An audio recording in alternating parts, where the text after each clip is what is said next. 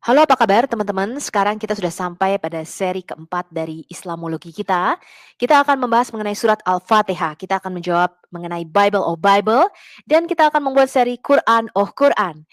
Ini adalah seri keempat daripada Islamologi. Support terus pelayanan Al-Hayat Indonesia melalui Patreon. Anda bisa lihat profilnya di situ. Dan bagi semua teman-teman yang sudah mendukung channel Al-Hayat Indonesia, kami mengucapkan terima kasih. Dan kami akan terus membuat video-video pendek mengenai Islamologi. Ini adalah surah Al-Fatihah.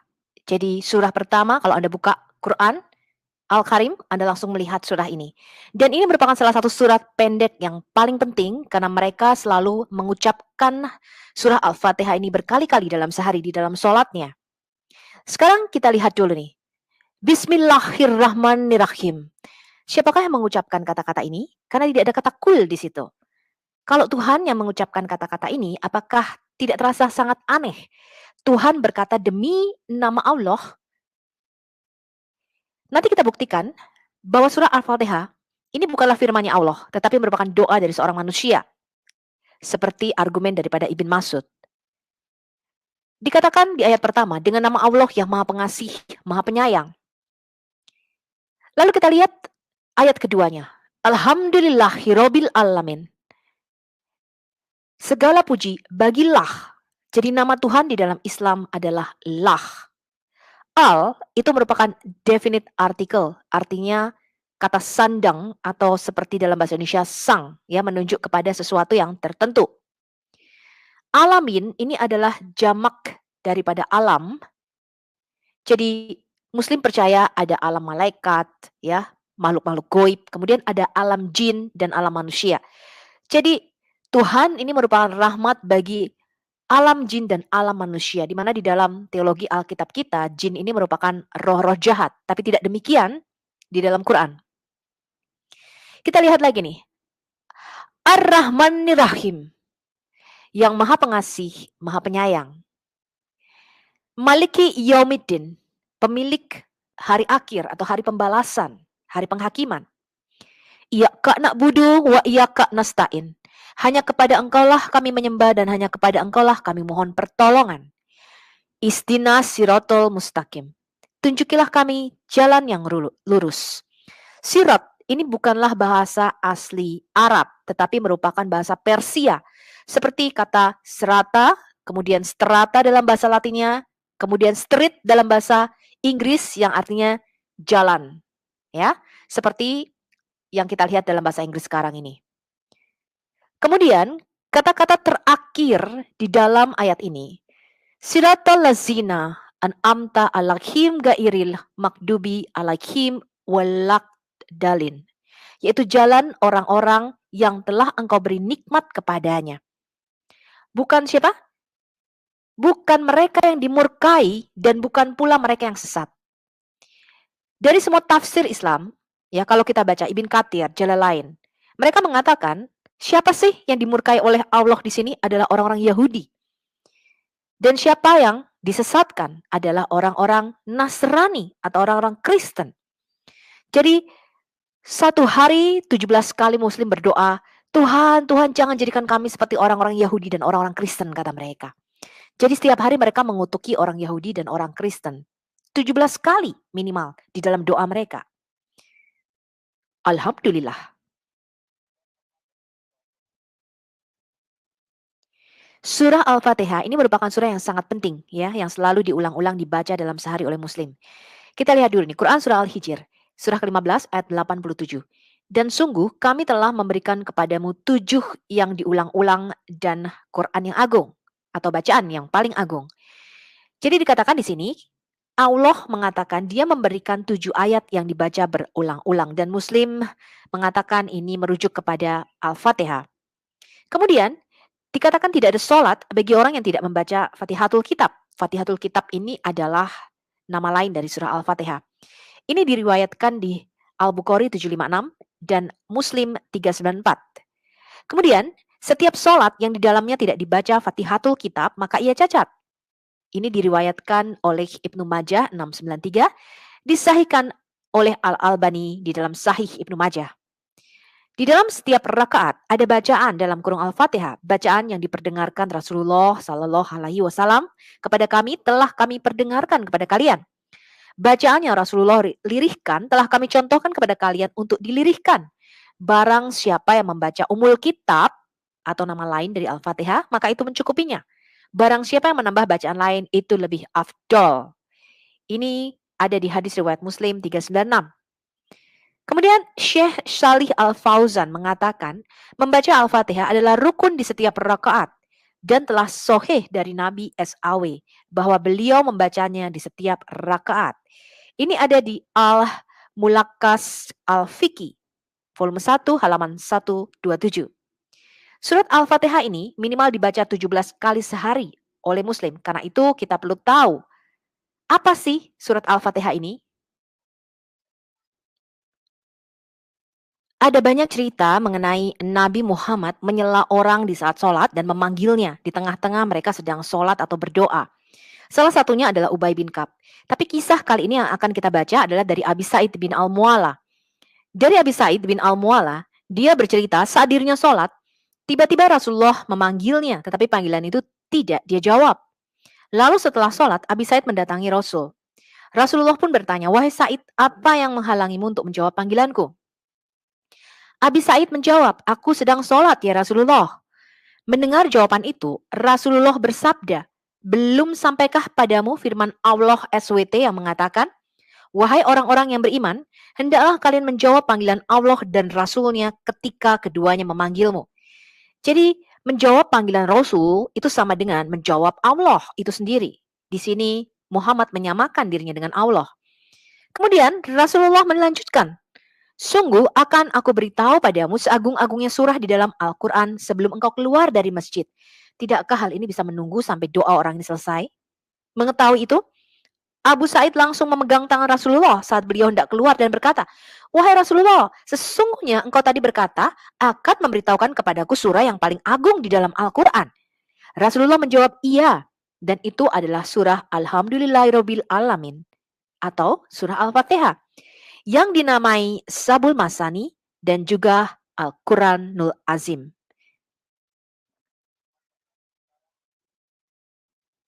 Sekarang kita lihat nama lain dari surah Al-Fatihah. Arti harafiah atau literal dari Al-Fatihah adalah pembukaan. Ada banyak nama lain yang diberikan kepada surah ini berdasarkan riwayat dan kitab-kitab Islam, yaitu Fatihat ul Kitab atau pembukaan kitab, Umul Kitab, induk kitab, Umul Al-Quran atau induk Quran, Sabul Matani, 7 ayat yang diulang, Al-Wafiyah, sempurna, Al-Kafiyah mencukupi, Asy-Syafiyah, penyembuh, Asy-Syifa, obat, Al-Asas, pondasi, As-Salah atau solat, Al-Hamad, pujian bagi Allah, Al-Kanz, harta karun, Waqiyah, perlindungan, Al-Azaz, pokok, Nur, terang, kemudian Al-Quran Al-Azim, bacaan yang mulia, Ar-Ruqyah atau mantra, Asy-Syukru atau syukur. Jadi, bacaan yang diulang-ulang ini disebut mantra untuk mengusir setan, ya, kemudian untuk menyembuhkan, ya, mengusir jin-jin. Mereka menggunakan surah Al-Fatihah ini.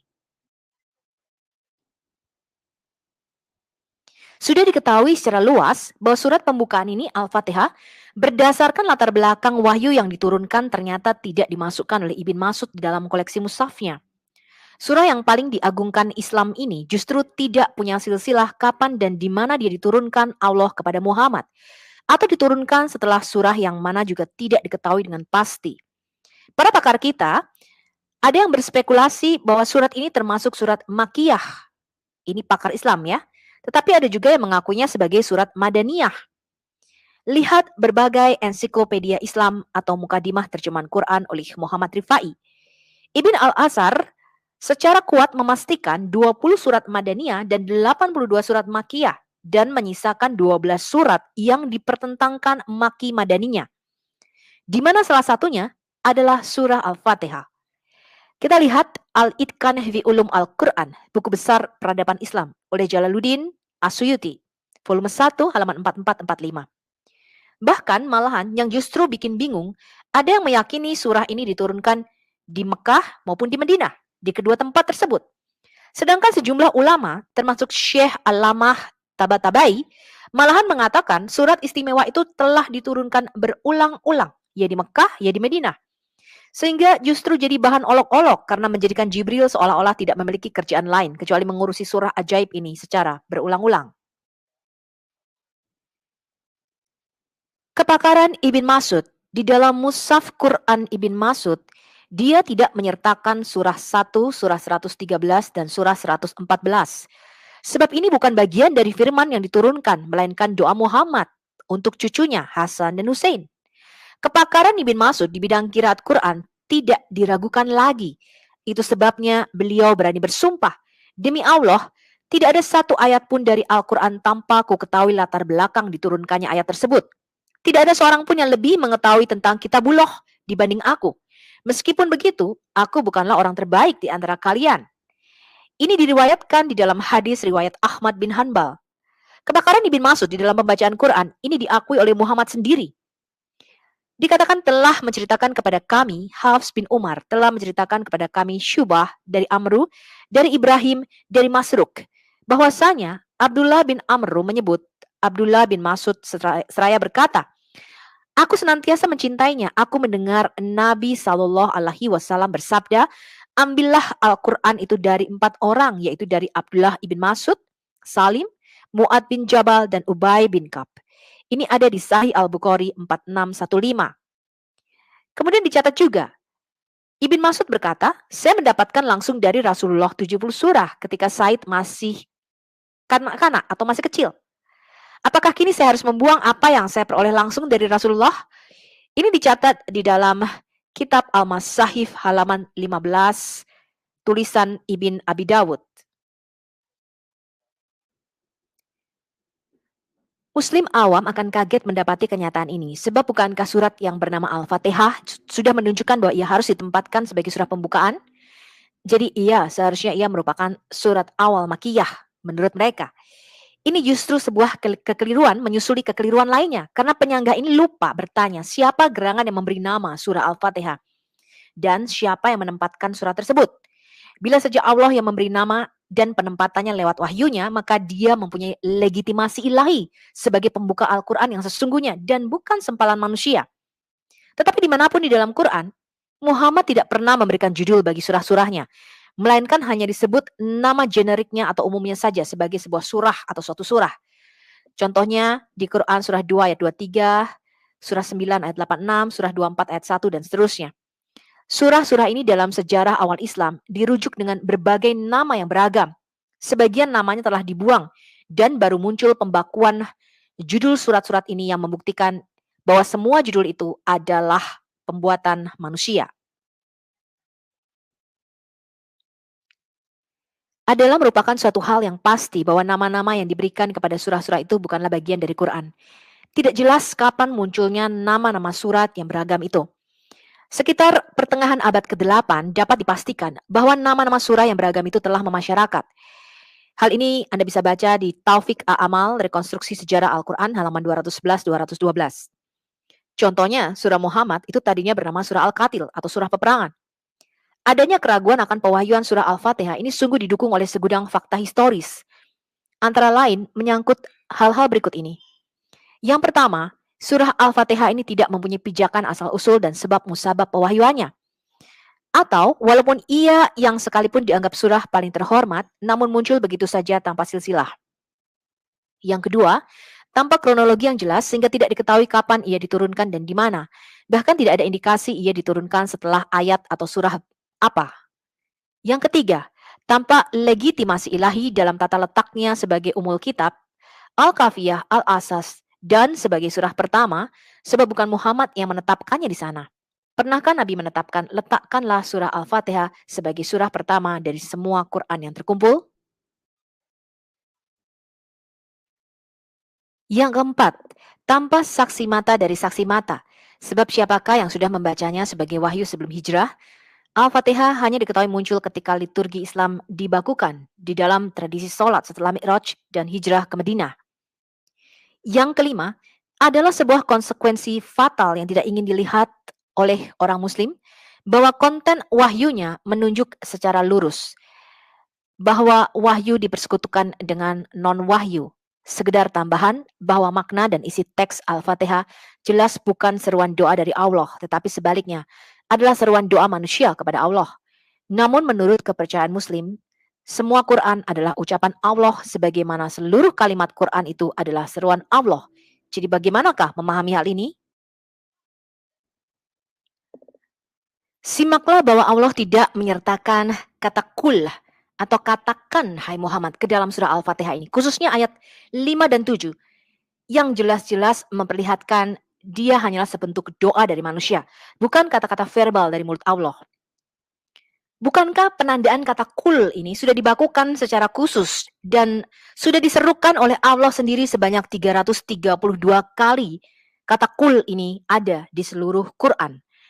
Maka mungkinkah surah Al-Fatihah akan dilalaikan dari satu kata kul bila mana Allah menginginkan kalimatnya itu diulang oleh Muhammad? Kata seruan itu mutlak diperlukan demi menjaga agar firman-Nya jangan sampai dipersekutukan ke dalam firman manusia.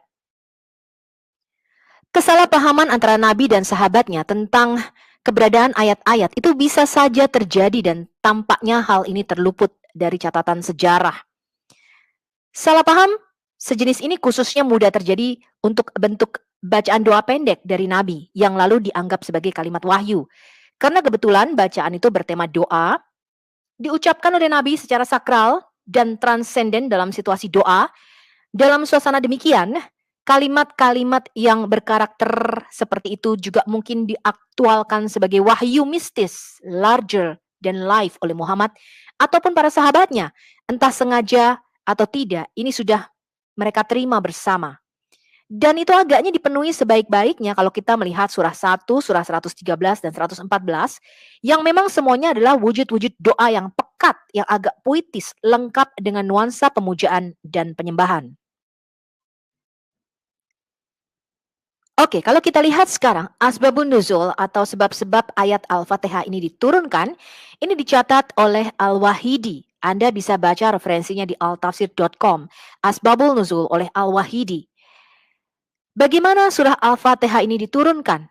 Ada beberapa ketidaksepakatan ilmiah tentang surah ini, yaitu tentang di mana surah ini diwahyukan. Namun mayoritas berpendapat hal ini diturunkan di Mekah.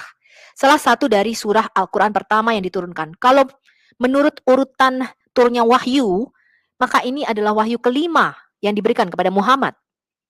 Kemudian dikatakan di situ, Abu Utsman Said ibn Muhammad ibn Ahmad al-Said memberitahu kami kakeknya Abu Amr al-Hir, Ibrahim ibn al-Harith, dan Ali ibn Sal ibn al-Mughirah yang berkata, Yahya ibn Abu Bukair memberitahu kami Israel Abu Ishaq Abu Masyarah atau Amir ibn Surahbi berkata, Rasulullah SAW, Allah berdoa baginya dan memberi dia berkat. Setiap kali dia keluar buang hajat, biasa mendengar seseorang memanggilnya, "Oh Muhammad." Dan setiap kali dia mendengar ini, dia selalu melarikan diri. Jadi ketakutan, ya. Karena ada suara nih yang didengar oleh Muhammad ketika dia keluar buang hajat. Waraqah bin Naufal menasihati Nabi untuk tetap di tempatnya ketika suara itu memanggilnya sehingga dia mendengar apa yang harus dia katakan kepadanya. Maka ketika dia keluar buang hajat, dia mendengar seruan, "Oh Muhammad." Kemudian Muhammad berkata, "Ini aku, siap melayani Anda." Suara itu berkata, "Katakan, aku bersaksi bahwa tidak ada Tuhan selain Allah dan aku bersaksi bahwa Muhammad adalah utusan Allah." Kemudian dia berkata, katakan dalam kurung Alhamdulillah Tuhan semesta alam yang pemurah, maha penyayang, pemilik hari penghakiman, dan seterusnya. Jadi kemudian Allah membacakan surah Al-Fatihah ini dan dia membaca sampai akhir pembukaan kitab. Ini juga pendapat Ali bin Abi Thalib. Abi Ishaq Ahmad ibn Muhammad, komentator Al-Quran, memberitahu kami Al-Hasyan ibn Jafar, komentator yang berkata, Abu Hasan ibn Muhammad ibn Mahmud Al-Marzawi, Abdul Allah ibn Mahmud Al-Sadi, Abu Yahya Al-Kasri, Marwan ibn Muawiyah, Al-Ala ibn Al-Musyayab, Al-Fudail ibn Amar, Ali bin Abi Thalib yang berkata, pembukaan kitab telah diturunkan di Mekah dari harta di bawah arsy-Nya Allah, katanya. Dan melalui rantai transmisi yang sama, Al-Sadi yang berkata, Amir ibn Sali memberitahu kami ayahnya Al-Kalbi Abu Sali ibn Abbas yang berkata, Nabi SAW berdiri sekali di Mekah dan berkata, dengan nama Allah yang maha pemurah lagi maha penyayang, puji bagi Allah Tuhan semesta alam. Orang-orang Quraisy berkata, semoga Allah memukul mulutmu atau semacamnya. Hal ini diceritakan oleh Al-Hasan dan Qatadah. Namun menurut Mujahid, pembukaan kitab itu terungkap di Madinah. Tentang pendapat ini, Al-Husain ibn Al-Fadi berkata, setiap ulama memiliki kesalahan dan ini adalah salah satu kesalahan dari Mujahid. Karena dia adalah satu-satunya ulama yang memegang pendapat ini, sementara semua ulama lainnya tidak setuju dengannya. Kalau kita mendengar cerita tadi bagaimana surah Al-Fatihah ini diturunkan, Muhammad menerimanya saat buang hajat, dia mendengar suara, oh Muhammad. Ini kalau kita lihat di Alkitab seperti ceritanya Samuel kecil ya, ketika dia mendengar suara Tuhan memanggilnya, Samuel, Samuel. Tetapi ketika Samuel mendengar ini, dia tidak sedang buang hajat, melainkan dia sedang tidur di dalam bait sucinya Tuhan. Nah mungkin inilah yang menyebabkan mengapa Muhammad mengatakan kepada kaum muslimin, kalau kamu buang hajat, kamu harus berdoa supaya dijauhkan dari setan-setan. Karena dia ketakutan, ada jin-jin ya ketika dia buang hajat. Kita lihat dulu nih, doa saat buang hajat. Di antara adab-adab yang dituntunkan oleh syariat Islam kepada kaum muslimin adalah membaca zikir-zikir tertentu ketika memasuki WC dan keluar darinya. Bahkan harus dengan kaki kiri ketika mereka masuk ke WC. Dan mereka tidak boleh ya memegang alat kelaminnya, mencucinya dengan tangan kanannya. Ya, adab ini sangat sesuai dengan kondisi dan tempat. Rasulullah SAW telah mengajarkan kepada kita doa ketika buang hajat atau masuk ke WC. Ya, doanya seperti ini teman-teman. Bismillah, Allahumma inni a'udzubika minal kubsi wa kabaits. Artinya dengan menyebut nama Allah, ya Allah sesungguhnya aku berlindung kepadamu dari segala gangguan setan laki-laki maupun perempuan.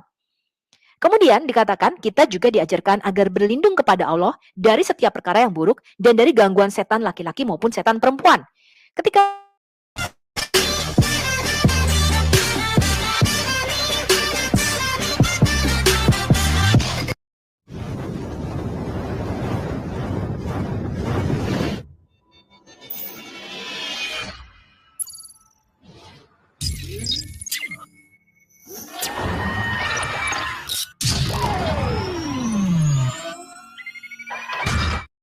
Halo, apa kabar teman-teman? Sekarang kita sampai pada Islamologi seri 005. Kita akan membahas mengenai masa kecil daripada Muhammad. Dukung terus pelayanan Al-Hayat Indonesia melalui Patreon. Profilnya ada di layar Anda. Terima kasih atas semua teman-teman yang sudah mendukung pelayanan Al-Hayat Indonesia di Patreon. Dan jangan lupa subscribe YouTube channelnya. Apakah benar ada anak yang lahir 4 tahun setelah ayahnya meninggal? Muhammad dilahirkan 4 tahun setelah ayahnya meninggal. Bagaimana hal ini mungkin terjadi? Jawabannya mudah. Abdullah bukanlah ayah kandungnya. Sebelum zaman Islam muncul, ada semacam perkawinan yang disebut orang zawaj al-rahid, yang artinya menikah secara kelompok. Cara kerja pernikahan ini adalah menikah secara kelompok. Satu wanita tidur dengan banyak pria, bisa 7, 10, atau bahkan lebih. Jumlah tidak penting. Mereka semua disebut rahid atau kelompok. Dapat dikatakan bahwa ini bukanlah perkawinan, tetapi ini adalah kebiasaan nikah yang diterima oleh masyarakat pada zaman itu. Lalu ibu dari sang anak ini akan menentukan siapakah ayah dari anak yang akan dia lahirkan. Pada zaman jahiliyah, sebelum masa Islam muncul, ada 4 bentuk macam pernikahan. Kita lihat dulu ya. Di dalam Al-Hawi Al-Kabir, Al-Mawardi menuturkan ada 4 bentuk pernikahan pada zaman jahiliyah. Yakni yang pertama, pernikahan al-wiladah, kedua, pernikahan al-istibda, yang ketiga, pernikahan al-rahid, yang keempat, pernikahan al-rayah. Anda bisa lihat di dalam Al-Mawardi Al-Hawi Al-Kabir jilid 9 halaman 6. Yang pertama, pernikahan al-wiladah. Di dalam pernikahan ini, seorang laki-laki atau seorang pemuda datang kepada orang tua sang gadis untuk melamarnya. Kemudian ia menikahinya disertai dengan maharnya. Kedua, pernikahan al-istibda. Dalam pernikahan ini, seorang suami meminta istrinya pergi kepada laki-laki terpandang dan meminta dicampurinya. Setelah itu, si suami menjauhinya dan tidak menyentuhnya lagi hingga terlihat hamil oleh laki-laki tersebut. Hal itu dilakukan semata-mata karena menginginkan keturunan yang bagus dan luhur. Bentuk pernikahan yang ketiga adalah pernikahan al-lahid. Di dalam pernikahan ini, sekelompok laki-laki kurang dari 10 orang bersama-sama menikahi satu orang perempuan dan mencampurinya. Setelah hamil dan melahirkan, si perempuan mengirim utusan kepada mereka. Tak ada satupun di antara mereka yang menolak datang dan berkumpul. Di hadapan mereka, si perempuan akan mengatakan, "Kalian tahu apa yang terjadi di antara kalian denganku? Kini aku telah melahirkan, dan ini adalah anakmu, hai Fulan." Sambil menyebut namanya, si perempuan menazabkan anaknya kepada seorang laki-laki, dan laki-laki itu tidak bisa menolaknya. Yang keempat, pernikahan al-rayah. Di dalam pernikahan ini, sejumlah laki-laki datang ke tempat para perempuan sundal. Sebagai tandanya, perempuan-perempuan itu menancapkan bendera atau al-rayah di depan pintu rumah mereka. Sehingga siapapun laki-laki yang melintas dan menginginkannya tinggal masuk ke dalam rumah. Jika salah seorang perempuan itu hamil dan melahirkan, para laki-laki tadi akan dikumpulkan. Mereka akan membiarkan seorang kaif, seorang yang pandai mengamati tanda-tanda anak dari turunan siapa. Setelah itu, sang kaif akan menazabkan anak tersebut kepada seorang laki-laki yang juga disetujui si perempuan. Tidak ada seorang pun di antara mereka yang bisa menolak anak tersebut. Keempat macam bentuk pernikahan zaman jahiliyah tadi dikuatkan oleh hadits daripada Aisyah di Sahih Al-Bukhari. Pada akhir hadisnya, Aisyah berkata, maka ketika Nabi Muhammad Sallallahu Alaihi Wasallam diutus dengan membawa kebenaran, beliau pun memusnahkan segala bentuk pernikahan jahiliyah kecuali pernikahan yang dilakoni oleh orang-orang hari ini. Tiga bentuk terakhir dari pernikahan di atas kemudian diharamkan di dalam syariah Islam. Hanya saja di dalam Al-Ma'usyuah, Al-Fiqiyah, Al-Kuwaitiyah ditambahkan satu bentuk lagi pernikahan yang diharamkan di dalam syariat, yaitu pernikahan syigar, yakni seorang laki-laki menikahkan putri atau saudari perempuannya dengan laki-laki lain dengan tujuan agar dirinya bisa menikahi putri laki-laki lain tersebut tanpa mahar. Anda bisa membacanya di dalam website NU. Lihat tim Kementerian Perwakafan dan Urusan Keislaman, Al-Mausyuah, Al-Fiqiyah, Al-Kuwaitiyah, Darussalasil Kuwait, 1427 Hijriah, cetakan kedua, jilid 41, 326. Dan saya sudah memberikan website yang Anda bisa klik sendiri di situ dan Anda bisa cocokkan sumbernya. Hadis ini diriwayatkan oleh Aisyah di dalam Sahih Bukhari nomor 4732. Kitab Nikah. Websitenya Anda bisa lihat di Hadits Indonesia. Nama asli ayah yang ditunjuk Muhammad tidak pernah bernama Abdullah. Nama aslinya adalah Abdul Alat, yang berarti hamba alat. Alat adalah salah satu dari 3 putri dewa pagan Hubal atau yang mereka gelari dengan Al-Ilah. Umat Islam hanya menggunakan nama Abdullah sebagai nama ayahnya karena nama ayahnya yang sebenarnya menghina Allah. Ibu Muhammad memiliki banyak anak, tidak hanya Muhammad. Jika pria pertama dan satu-satunya yang pernah menikahinya adalah ayah Muhammad, bagaimana dia bisa memiliki begitu banyak anak? Kita baca di dalam kitab Imam Jalaluddin Al-Suyuti, Al-Qasas Al-Kubra. Al-Qasais Al-Kubra adalah sebuah buku yang ditulis oleh penulis Mesir Jalaluddin Al-Suyuti tahun 1445-1505 Masehi, seorang sarjana Islam terkemuka. Buku tersebut membahas tentang mujizat yang dikaitkan dengan Nabi Islam Muhammad. Volume 1, halaman 132, 133, 134, 135. Ibu Muhammad berkata, "Saya hamil dengannya, dan itu adalah kehamilan saya yang termudah. Tidak ada yang berbicara tentang saudara laki-lakinya. Bagaimana dia bisa punya saudara? Karena orang Muslim mengatakan bahwa Muhammad tidak pernah melihat ayahnya. Dan ibunya, apakah dia baru saja menikah? Ditambah lagi ayah Muhammad meninggal paling lama 3 bulan setelah dia menikahi Aminah." Ini adalah klaim Muslim. Satu-satunya cara adalah jika ibunya memiliki suami lain atau setidaknya satu suami yang lain. Ini adalah salah satu hadits yang meriwayatkan bahwa nama asli Muhammad adalah Katam. Katam bin Abdul Alat. Itu adalah nama asli Nabi Islam. Sayangnya, sumber-sumber ini Anda hanya bisa dapatkan jika Anda mengerti bahasa Arab. Karena kitab-kitab Islam ini belum diterjemahkan di dalam bahasa lain, selain bahasa Arab. Dan hanya orang-orang Arab lah yang membuka mengenai informasi ini kepada dunia luas pada zaman internet ini. Saya akan memberikan Anda waktu untuk membacanya. Jika Anda bisa berbahasa Arab, silahkan Anda baca sumber tulisan ini. Dan Anda akan mengerti bahwa informasi yang kami sampaikan di sini adalah benar, sebagaimana yang tertulis di dalam kitab-kitab Islam itu sendiri. Saya akan berikan linknya dan Anda akan bisa mengklik sendiri semua sumber-sumber tulisan yang ada di video ini. Nama lahir Muhammad adalah Qasim bin Abdul Alat. Jangan disamakan dengan Qasim ya, yang merupakan nama anak pertama daripada Muhammad. Qasim itu artinya susu rusak atau busuk, seperti susu yang basi. Hadits dengan jelas membuktikan bahwa yang diklaim sebagai ayah Muhammad yang diklaim bernama Abdullah tidak pernah menikahi ibu Muhammad atau Qasim. Marilah kita membaca ceritanya sebagaimana adanya di dalam bahasa Arab dan menerjemahkannya. Karena kita tahu umat muslim akan berkata, hal ini tidak mungkin ditemukan di dalam buku-buku kami. Tidak hanya itu, saya akan memberikan link ke situs Islam terbesar untuk buku-buku di internet. Kitab Al-Sirah Al-Halabiyah. Nama lain kitab ini adalah Insan Al-Uyun Fesirat Al-Mamun. Volume 1, halaman 128. Di situ ditulis, nama lahir Muhammad adalah Qasim. Jangan disamakan dengan Qasim yang merupakan nama anak pertama daripada Muhammad. Qasim artinya susu yang rusak atau basi. Seperti susu yang sudah rusak atau basi.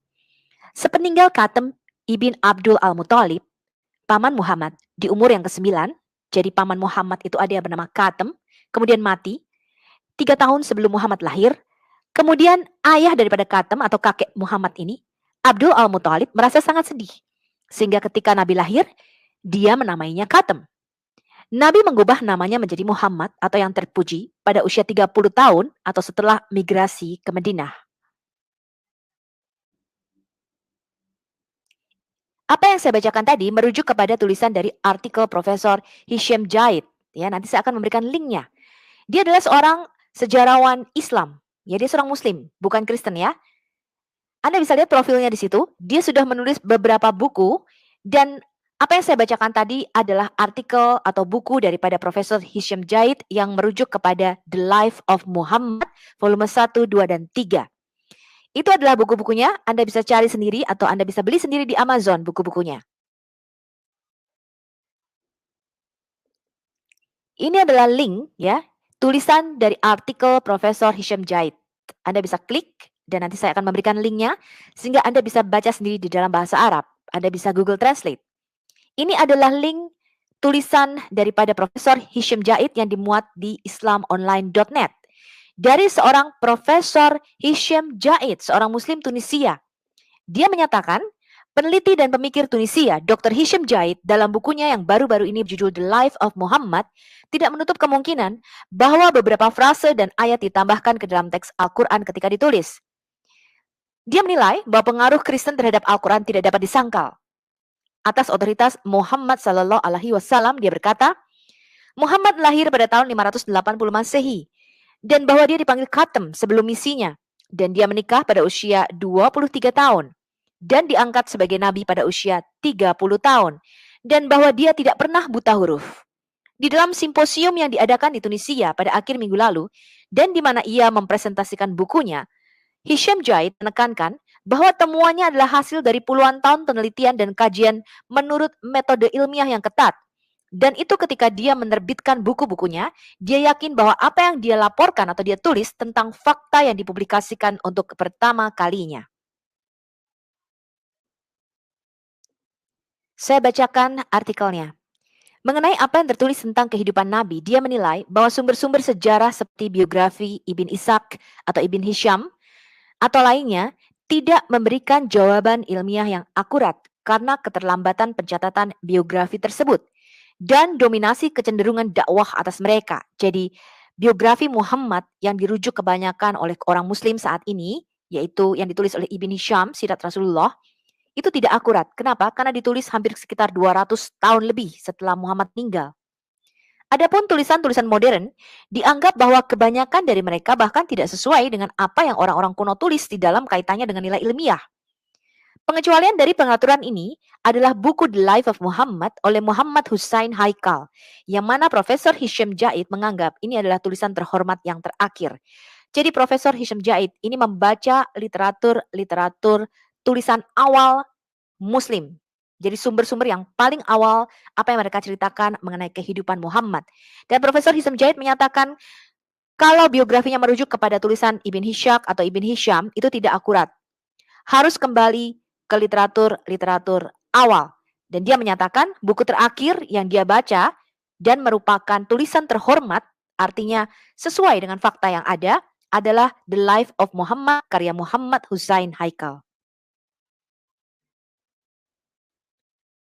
Mengenai Al-Quran, Profesor Hisham Jaid membuktikan bahwa itu disusun pada masa Nabi Muhammad SAW dan bahwa dia secara pribadi mengawasi pengumpulan dan penulisannya. Namun hal ini tidak mencegahnya untuk menyebutkan kemungkinan adanya ayat atau kata yang dihilangkan dari Al-Quran dan ditambahkan ke dalamnya. Profesor Hisham Jaid memberikan contoh dengan mengatakan, Yang Maha Kuasa berkata, misalnya di Quran surah 42, Asy-Syura ayat 38, dan dalam kurung bagi orang-orang yang menerima atau mematuhi seruan Tuhan dan melaksanakan sholat, sedang urusan mereka dalam kurung diputuskan dengan musyawarah antara mereka. Dan mereka menginfakkan sebagian dari rezeki yang kami berikan kepada mereka. Hisham Jaid percaya bahwa itu tidak sesuai dengan urutan ayat di mana itu ditempatkan. Selain itu, perintah mereka yang berarti aturan umat Islam untuk diri mereka sendiri di zaman Nabi melalui cara syura atau musyawarah tidak dapat diterima. Prinsip syura dapat diterima setelah Nabi, tetapi di dalam masa hidupnya tidak, karena dia adalah penguasa pada saat itu. Hisham Jaid mengatakan bahwa Muhammad lahir pada tahun 580 Masehi, dan bahwa setiap hadits tentang kelahirannya ada di tahun itu.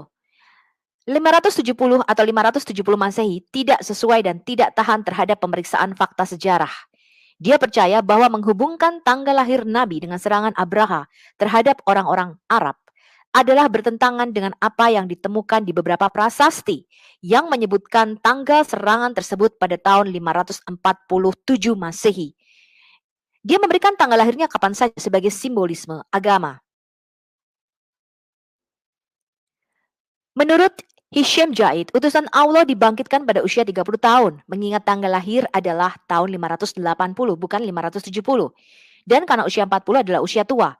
Oleh karena itu, ia heran bagaimana Al-Quran menyatakan bahwa artinya 40 adalah usia di mana seseorang mencapai usia yang paling intens. Dia menyimpulkan studinya tentang masalah ini dengan mengatakan, pendapat saya adalah bahwa Muhammad menjadi nabi pada usia 30 atau bahkan sebelum itu. Dan dia baru lahir sekitar tahun 580 Masehi. Dan dia hidup hanya sekitar 50 tahun. Ini menurut pendapatnya. Di dalam artikel itu, Profesor Hisham Jaid menyebutkan dia berkata atas otoritas ayahnya, semoga Tuhan memberkatinya dan memberinya kedamaian, namanya bukanlah Abdullah. Lebih mungkin menurut pendapatnya bahwa Nabi Muhammad Shallallahu Alaihi Wasallam adalah orang yang memberinya nama ini. Adapun nama ayah daripada Nabi Muhammad Shallallahu Alaihi Wasallam, penulis berkata, dia bukanlah Muhammad sejak lahir. Mengutip bahwa Al-Quran tidak menyebut dia atas nama Muhammad kecuali dalam surat-surat Al-Madaniyah. Contohnya, di Quran surah 48 Al-Fat ayat 29. Muhammad adalah utusan Tuhan dan orang-orang yang bersamanya dan titik-titik ya selanjutnya. Kemudian contoh lain adalah di Quran surah 3 Ali Imran ayat 144. Dan Muhammad hanyalah seorang rasul. Sebelumnya telah berlalu beberapa rasul. Apakah jika dia wafat atau dibunuh kamu berbalik ke belakang atau murtad? Penulis menganggap bahwa nama Muhammad adalah salah satu dari pengaruh Kristen. Dan itu dipindahkan ke bahasa Arab dari Syria. Itu juga berarti di dalam bahasa itu adalah yang paling terkenal atau mulia. Dan bentuk pertamanya adalah Muhammadan. Adapun nama asli Rasulullah Sallallahu Alaihi Wasallam adalah Katem dan dinamai dengan nama ini karena salah satu putra Abdul Muthalib bernama Katem telah meninggal pada waktu dia masih kecil. Jadi ketika usia 9 tahun ya, pada waktu muda. Jadi Nabi dinamai menurut nama pamannya yang meninggal. Ini adalah tulisan daripada buku Profesor Hisham Jaid. Sirah Al-Halabiyah adalah buku tentang sejarah Islam di dalam 6 volume yang ditulis oleh cendekiawan Islam bernama Ali ibn Burhanuddin Halabi. yang disebut juga Nuruddin Halabi. Di situ dikatakan Muhammad mempunyai dua anak laki-laki dari Khadijah yang bernama Qasim dan Abdul Al-Manaf. Tetapi Muslim menyebutnya Abdullah karena Manaf ini merupakan nama daripada salah satu dewa pagan atau dewa berhala di Ka'bah. Dan mempunyai 4 anak perempuan dari Khadijah. Salah satunya adalah Fatimah yang menikahi Ali bin Abi Thalib. Dia juga mempunyai anak laki-laki yang bernama Ibrahim dari Maria Koptik. Saya memberikan link website Islamnya di situ. Anda bisa cari dan Anda bisa klik. Terjemahan dari hadits, Kitab Al-Tabaqat Al-Kubra, percetakan 1, tahun 1968, volume 1, halaman 9596. Jadi diceritakan ada beberapa wanita yang ingin tidur dengan ayah Muhammad yang bernama Abdullah ini. Salah satunya adalah saudara perempuan daripada Waraka bin Nawfal yang bernama Katilah. Kita lihat ceritanya. Abd Allah mengatakan kepada kami bahwa itu adalah saudara perempuan Waraka bin Nawfal di jalan mencari laki-laki. Saat dia melihat, dia tidak menyukainya sampai dia melihat kepada Abdullah atau Abdul Alat, ayah Muhammad ini lewat. Kemudian Katilah ini berkata kepadanya, menahannya dari pakaiannya, "Apa menurutmu aku cantik?" katanya. "Ayo segera dapatkan aku." Dia berkata, "Jangan sekarang, saat aku kembali." Dia keluar dengan cepat dan masuk ke Aminah binti Wahab, ibu Muhammad, dan berhubungan seks dengannya. Dalam perjalanan pulang, dia menemui adik Waraka bin Nawfal dan berkata padanya, "Apakah kamu masih suka tidur denganku?" Dia bilang, "Tidak. Saat kau lewat, sebelum kau meninggalkanku, aku melihat wajahmu berkilau. Tapi sekarang kau kehilangan wajah berkilau itu. Mungkin dia lelah karena berhubungan badan." Di halaman yang sama, cerita lain muncul. Fatimah binti Mur adalah salah satu wanita tercantik dan paling terhormat dengan segala kehormatan.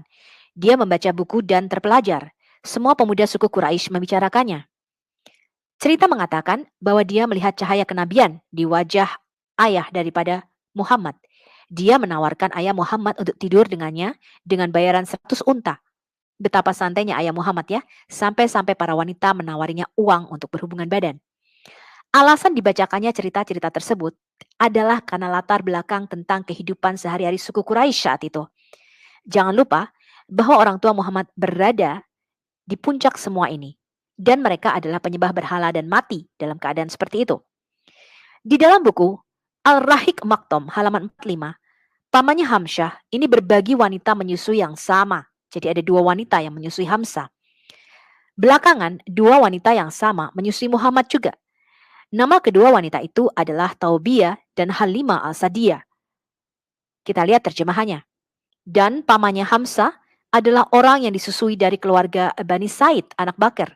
Dan ibunya, dalam kurung ibu Hamzah, dia menyusui Muhammad ketika dia sedang disusui oleh Halimah. Oleh karena itu, Hamzah disusui berbagi dari kedua wanita yang menyusui Muhammad. Kisah yang sama bisa kita temukan di dalam buku berjudul Al-Sirah Al-Nabawiyah li Ibnu Hisham di dalam bahasa Arab, cetakan kedua, volume pertama, halaman 292. Penulisnya adalah Hisham Al-Ansari atau Abdullah bin Yusuf. Terjemahan hadis dari buku di atas, bab tentang wanita menawarkan dirinya untuk nukah kepada Abdullah ibn Abdul Al-Muttalib atau ayah Muhammad. Ibn Ishaq berkata, kemudian Abdul Al-Muttalib kakek Muhammad pergi dan dia membawa serta Abdullah. Pada saat yang sama mereka melewati seorang wanita. Dia berasal dari keluarga Asad bin Uzza bin Qusay bin Kilab. Anjing adalah nama kakek moyang daripada Muhammad. Bin Murrah bin Ka'ab bin Luay bin Galeb bin Fahir. Dia berkata, ketika dia melihat wajahnya, "Kemana kau pergi ya Abdullah?" Dia berkata, "Dengan ayahku." Lalu dia berkata, "Aku akan memberimu unta dalam jumlah yang sama seperti yang dipersembahkan pada hari pengorbanan. Dalam kurung 100 unta jika kamu tidur denganku." Dia berkata, "Aku tidak bisa sekarang, saya bersama ayah saya tidak bisa meninggalkannya," kata Abdullah. Sekarang saat kita mempelajari cerita ini, dikatakan bahwa wanita tidak memiliki kendali pada saat itu. Benarkah demikian? Mereka tidur dengan siapapun yang mereka sukai, dan mereka menawarkan diri pada apapun pilihan mereka. Apakah Anda perhatikan di dalam versi pertama bahwa ayah yang diklaim Muhammad tidak mengatakan tidak untuk kesepakatan itu? Tetapi dia bertemu dengan ibu Muhammad atau ibu Katem Dia ingin berhubungan badan dengan saudara perempuan Waraka ibn Naufal, tapi ketika dia kembali dia berubah pikiran. Mengapa? Tadi kita sudah melihat latar belakang kehidupan pada zaman Muhammad. Jadi betapa bebasnya pernikahan pada zaman jahiliyah pada waktu itu. Setelah perkenalan singkat tentang kehidupan Muhammad pada saat itu, saatnya untuk menyoroti pria ini sehingga kita dapat mengetahui siapa dia, bukan sebagai nama tetapi sebagai pribadi dan seorang pria. Muhammad memiliki pengalamannya sendiri sebagai manusia. Hidupnya tidaklah mudah sampai dia mendapatkan kekayaan. Jika Anda ingat cerita pertama, bagaimana saudara perempuan Waraka bernama Katilah binti Naufal menawarkan dirinya kepada Abdullah atau Abdullah ayah Muhammad sehingga dia tidak berhubungan badan dengan Aminah. Ketika dia melakukannya, maka Katilah tidak menginginkan Abdullah lagi. Jika kita menghubungkan ini dengan cerita lain, kita akan menemukan Waraka ibn Naufal ada di setiap langkah kehidupan Muhammad. Mungkinkah Waraka bin Naufal adalah ayah kandung daripada Muhammad? Sehingga ketika Waraka mati, Muhammad ingin bunuh diri. Ini adalah tulisan daripada sumber-sumber Islam yang masih ada di dalam bahasa Arab. Dan kalau bukan zaman internet sekarang ini, kita tidak akan tahu isi daripada sejarah awal Islam. Dikatakan di Arab pra-Islam ada seorang sarjana tua lokal yang dikenal sebagai Waraka bin Naufal yang berteman dengan seorang pemuda Mekah bernama Katem bin Abdul Alat. Waraka yang terpelajar dalam kitab suci Yahudi dan Kristen dalam beberapa teks digambarkan sebagai pengikut agama Hanafi sebelum Islam. Dan dalam teks lain, dia digambarkan sebagai seorang pendeta Kristen. Bagaimanapun juga, semua orang setuju bahwa dia mahir dalam kitab suci Yudeo-Kristen dan percaya pada monoteisme Abrahamik. Waraka begitu tergila-gila dengan menemukan Nabi Ibrahim berikutnya, seperti yang dinubuatkan dalam kitab suci Yudeo-Kristen, sehingga dia melakukan perjalanan dari Mekah ke Irak modern di dalam pencariannya. Ini ada di dalam Musnad At-Tayalisi untuk Abi Dawud At-Tayalisi. Tercatat juga bahwa setiap kali dia kembali ke Mekah setelah melakukan perjalanan, dia selalu mengantisipasi untuk bertemu dengan Katem muda. Dari mana kita tahu bahwa Nabi Muhammad Shallallahu Alaihi Wasallam lahir 4 tahun setelah ayahnya meninggal? Kita baca dulu kisah ini. Abdul Al-Muttalib ibn Hashim, ini adalah kakek daripada Muhammad, dan putranya Abdullah atau Abdullah itu menikah pada hari yang sama. Jadi ketika kakek Muhammad, Abdul Al-Muttalib, ingin menikahkan putranya Abdullah atau Abdullah ini kepada Aminah, ternyata dia juga tertarik kepada saudara wanita daripada Aminah, yaitu Halah. Ya, sama-sama putri daripada Wahib, jadi menikahi kakak adik di sini. Sehingga Abdul Muthalib itu menikahi Halah dan anaknya Abdullah menikahi Aminah. Sehingga Halah putri Wahib melahirkan Hamzah yang harusnya paman daripada Muhammad, ya. Karena itu Hamzah adalah paman Muhammad dan saudara laki-lakinya dengan menyusui. Karena Muslim percaya jika dua bayi telah menyusui atau menyusu pada wanita yang sama, mereka akan menjadi saudara. Hamzah dan Muhammad ini disusui wanita yang sama, tapi tidak pada tahun yang sama. Dikatakan, dan kami telah diberitahu oleh Ibn Ishaq bahwa ketika ayah Muhammad menikah dengan Aminah, ibu Muhammad, dia tinggal bersamanya selama 3 hari atau 3 malam. Dan itulah tradisi saat itu. Kemudian berlanjut di halaman yang sama, kita menemukan bahwa kakek Muhammad dan putranya melakukan hubungan badan dengan 2 saudara perempuan, Aminah, ibu Muhammad, dan Halah.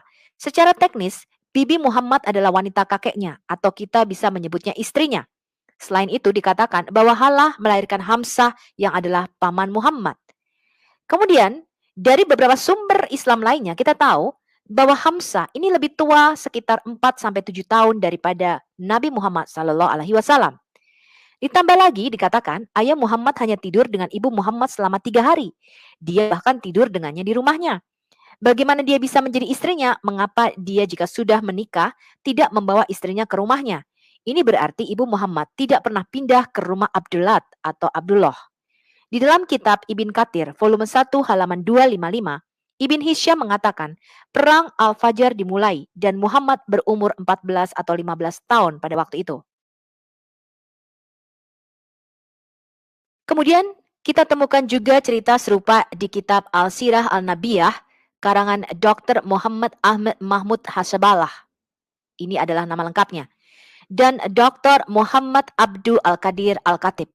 Keduanya adalah profesor di bidang sejarah dan peradaban Islam di Universitas Al-Azhar. yaitu universitas tertinggi yang diakui oleh Usama bin Laden, Al-Zawahiri, dan kaum muslim lainnya. Kedua penulis itu mengatakan di buku mereka bahwa perang Al-Fajar dimulai 12 tahun setelah kematian Abdul Muthalib, ayah dari Hamzah. Dan Hamzah berusia 22 tahun kala itu. Di buku itu juga, kedua dokter sepakat bahwa Muhammad saat itu berusia 15 tahun saat perang Al-Fajar dimulai. Berikut ini adalah tautan link dari buku tersebut. Saya tahu, pastilah kaum muslim tidak percaya akan kisah ini. Katakanlah 99% muslim malas membaca buku mereka sendiri. Jadi bagaimana mereka bisa tahu? Kunjungi website ini dan silakan cek sendiri di alsiraj.net. Saya akan memberikan linknya, Anda bisa langsung klik. Jika usia Hamzah adalah 22 tahun waktu perang dimulai dan usia Muhammad 15 tahun saat itu juga, artinya menurut para ahli ini, usia Hamzah adalah 7 tahun lebih tua ketimbang Muhammad.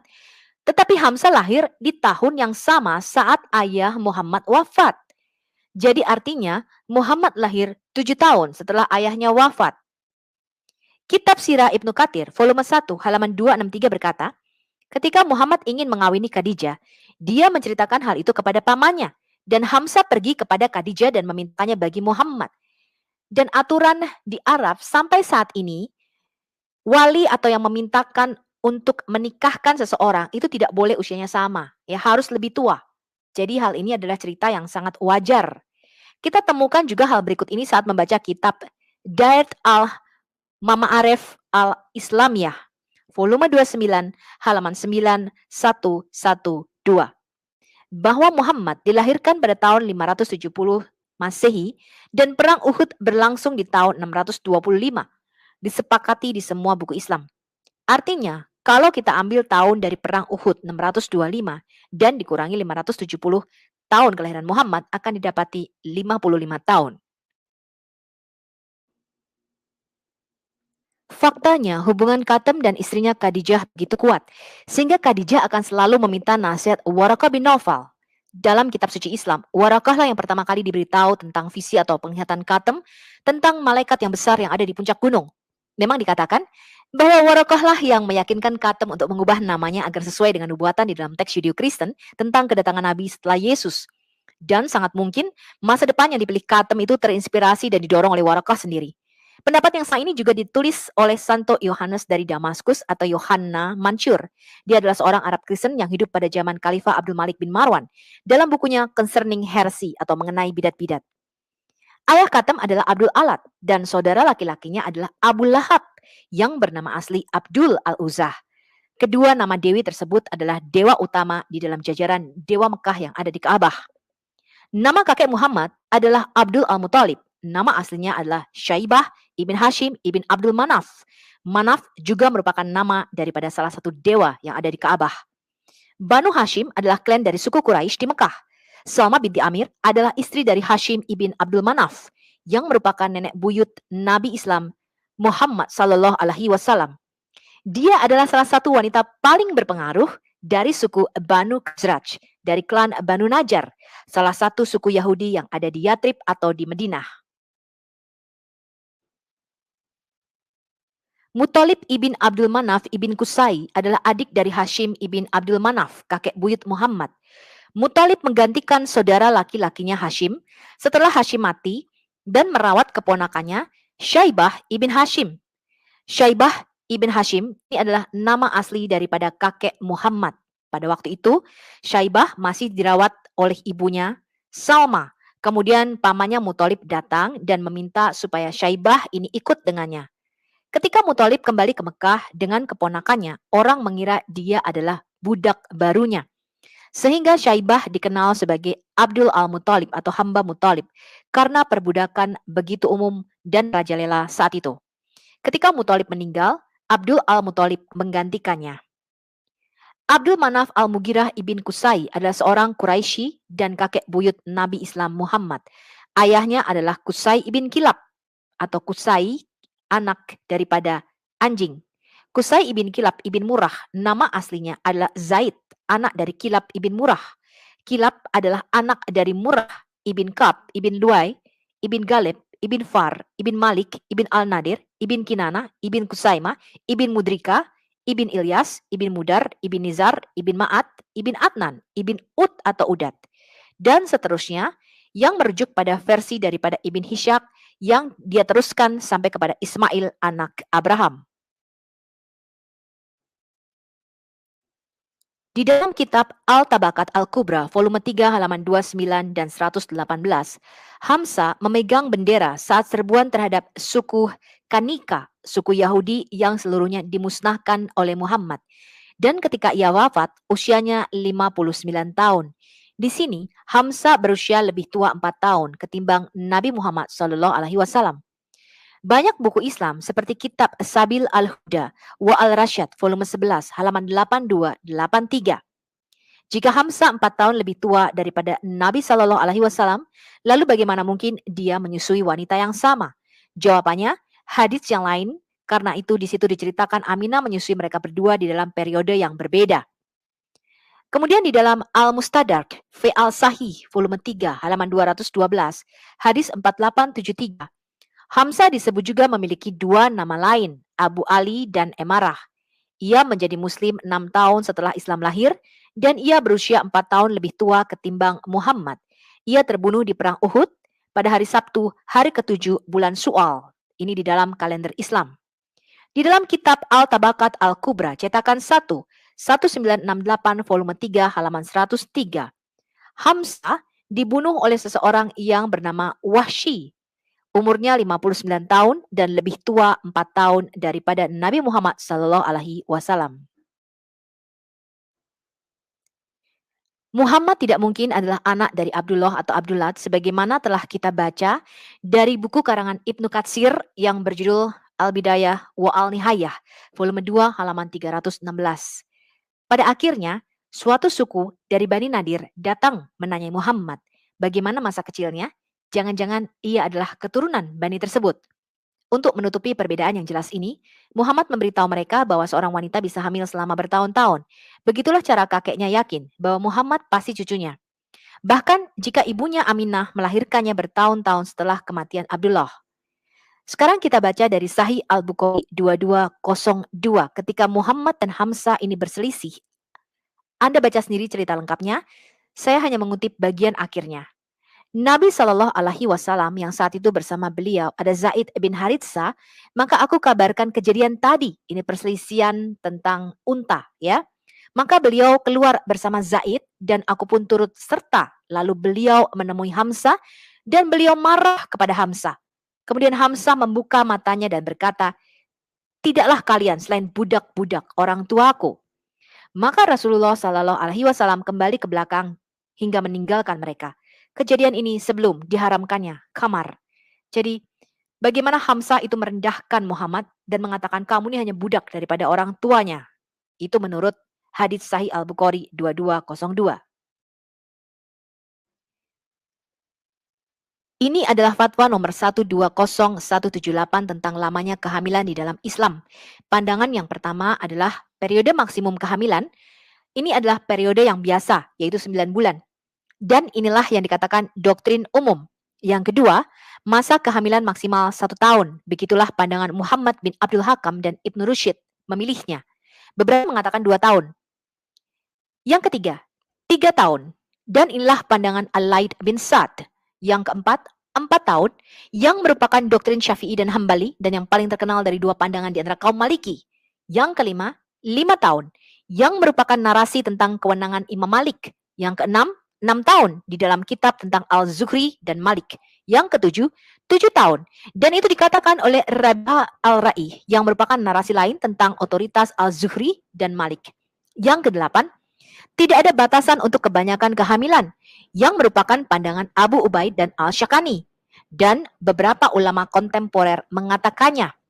Al-Shankiti, Ibn Bas, dan Al-Utaimin, lihat, dikatakan di dalam Al-Mahalla oleh Ibn Hasham, dan Al-Muqni oleh Ibn Qudaimah Al-Maqdisi dan Atwa Al-Bayan. Anda bisa melihat ini di dalam fatwa nomor 120178. Di dalam beberapa hadis, Muhammad mengaku sebagai anak daripada Abdul Muthalib atau kakeknya. telah menceritakan kepada kami, Yahya bin Yahya telah mengabarkan kepada kami Abu Qatsaimah dari Abu Ishaq. Dia berkata, seorang laki-laki bertanya kepada Bara, "Wahai Abu Umarah, apakah kalian pernah lari dari perang Hunain?" Dia menjawab, "Tidak, demi Allah, Rasulullah Shallallahu Alaihi Wasallam tidak pernah lari." Namun ketika itu beliau dan beberapa pemuda dari sahabat beliau serta orang-orang yang ikut bersama beliau pergi berperang dengan tergesa-gesa tanpa membawa persenjataan dan perlengkapan dengan sempurna. Kebetulan mereka bertemu dengan pasukan pemanah dari pihak musuh ketika mereka memanah hampir tidak meleset sedikit pun dari sasaran, yaitu pasukan gabungan Bani Hawashin dan Bani Nasyar. Lantas pasukan pemanah itu serta merta memanah mereka, kaum muslimin, sehingga mereka terpaksa berbalik kepada Rasulullah Sallallahu Alaihi Wasallam. Sedangkan saat itu Rasulullah Sallallahu Alaihi Wasallam berada di atas bigal putih beliau dan Abu Sufyan bin Harits bin Abdul Muthalib mengawal beliau. Kemudian beliau turun dari bigal beliau dan memohon pertolongan kepada Allah. Beliau bersabda, "Aku adalah seorang nabi, bukan seorang pendusta. Aku adalah putra Ibnu Abdul Muthalib." Dan setelah itu beliau merapikan barisan mereka. Anda bisa baca di dalam hadits Sahih Muslim 3325, Kitab Jihad dan Ekspedisi, Sahih Bukhari, buku 52, hadis nomor 116. Sekarang kita lihat video berikut ini. Dikatakan Muhammad adalah anak daripada Abdullah, anak daripada Abdul Muthalib. Tapi benarkah demikian? Kita baca hati-hati dari buku-buku autentik sumber-sumber Islam. Ketika Abdul Muthalib mengatur pernikahan anaknya Abdullah, ayah daripada Muhammad kepada Aminah, dia juga melihat seorang wanita yang dia sukai. Hala, ini adalah saudara perempuan daripada Aminah. Dan dia meminta untuk menikah dengan Hala. Jadi pernikahan Abdullah ke Aminah dan pernikahan antara ayahnya Abdul Muthalib ke Hala ini terjadi pada hari yang sama. Anda bisa baca dari sumber-sumber bukunya di situ. Saya akan berikan linknya.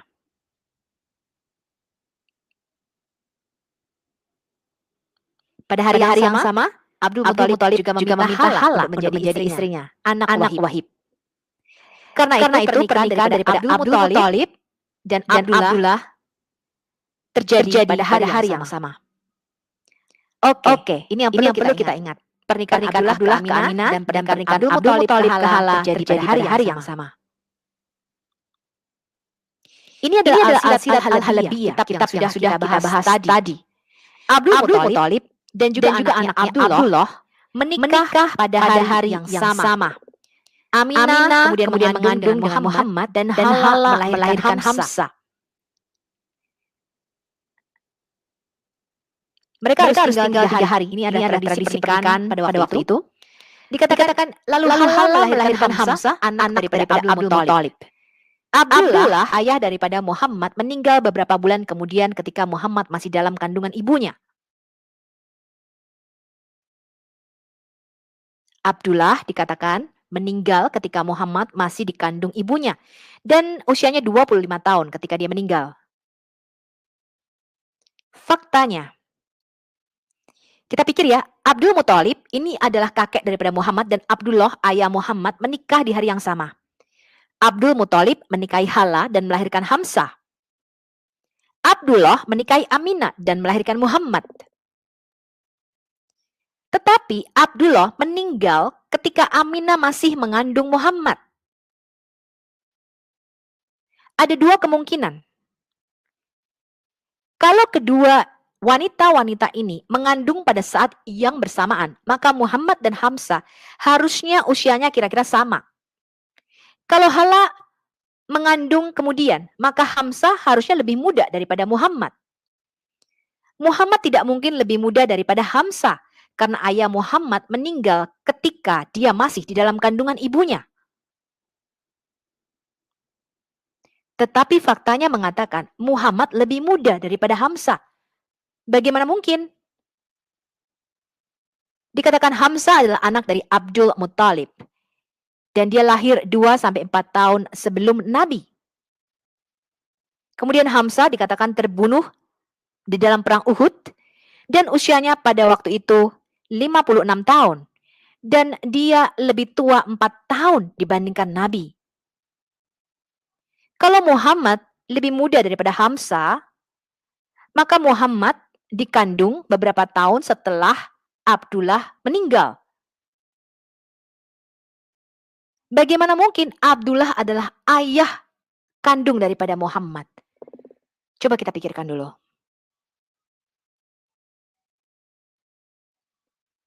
Nah, sekarang ini adalah ilmu pengetahuan di dalam Islam. Beberapa sumber Islam mengatakan Muhammad berada di kandungan ibunya selama 2 tahun.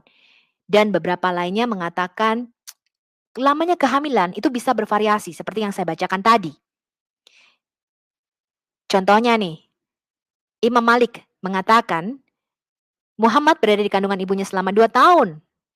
Al-Dahak juga mengatakan hal yang sama. Kemudian Al-Suyuti dikatakan Muhammad berada di dalam kandungan ibunya selama 3 tahun. Kemudian Malik berkata, ada juga nih tetangganya yang melahirkan 3 tahun di dalam periode 12 tahun. Jadi kalau ada yang melahirkan 12 tahun kemudian, tidak aneh kalau Muhammad dilahirkan 4 tahun setelah ayahnya meninggal. Jadi ada yang mengatakan 4 tahun, 5 tahun, atau 7 tahun. Tergantung versinya. Mana yang kalian ikuti. Karena menurut ilmu pengetahuan daripada kaum cendekiawan Islam ini, seorang anak itu bisa berada di dalam kandungan ibunya selama 5 tahun lebih atau maksimal 10-12 tahun. Ini adalah kehamilan yang normal 280 hari. WHO mengatakan kelahiran atau kehamilan normal itu antara 37 minggu sampai 42 minggu. Ini kalau kita melihat ilmu pengetahuan sains modern. Ada yang melahirkan katanya sampai 1 tahun. Ya. Tetapi di dalam Islam kehamilan itu bisa mencapai 10 tahun. Dan ini sangatlah tidak normal. Ya, ada yang mengatakan 2, 4, 5, 7, 10, bahkan mengatakan 12 tahun. Believe it or not. Muslims, siapa sih ayah daripada Muhammad? Anda bisa baca sendiri, apakah ini kisah dongeng ataukah fakta? Bye-bye, sampai jumpa di video berikutnya. Salam.